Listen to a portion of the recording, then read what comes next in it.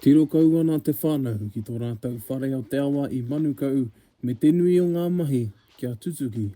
Kotahi rautau I hanga apira hama wiari I tēnei whare mō tāna whaiaipo ko Bella Papakura. Ko Bella te kaiārhi tuatahi ki te rehi tatia I te ara e ngā manuhiri. Te pūtahi a Bella moke me ona whanaunga ki tēnei whare I a rātau e tamariki ana. He nui ngā maumaharatanga I konei. Ā he whare I nohia tō rātau tupuna kuia a Iha Pera Papakura. Since Bella died, there have been various ones of our whānau who have lived here to look after it. I've been here for the last 10 years as a kaiārhi o tēnei whare. This is a very special place, and we get excited when tourists come up here and talk about it and they want to know what the kōrero is about this whare. Our popo will come out, sit out here, they're about this wide. There's not going to be any designs on them. Nō te tau 2015, huri te aro o te whānau ki te whakahau te whare kia tāhua nō, pērā I ngā wā omua. Ka whakuātia te piro o tēnei, and mainly some lots of bora in that, and the steam coming in through the bottom of that. So it's really important to ventilate it, to get it structurally sound again. The kōwhaiwhai along there, like those are quite different at the end.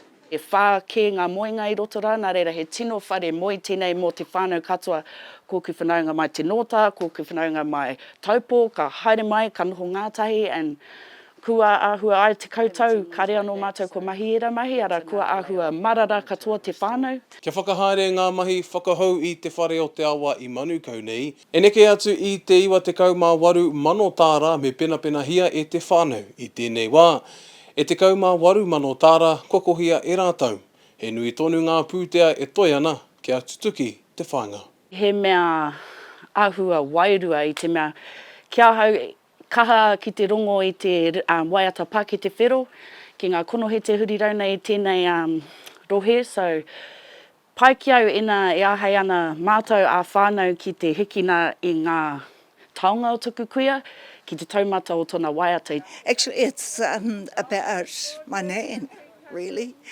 She, like everyone's nan, was number one in our world, and this represents her. And then, of course, knowing that Bella Papakura, who she was. Whakarewarewa? Yes. Terena's in Yes, actually, yes. Great Terena has told me that. Yeah. Ko ngā pikitia a kanea hoki, hei kohinga pūtea, hei whakahau te whare, kia ātāhua anō. Okay, so pāke te whero mokos, pāke te whero mokos. Te kawa paora, mā Aukaha.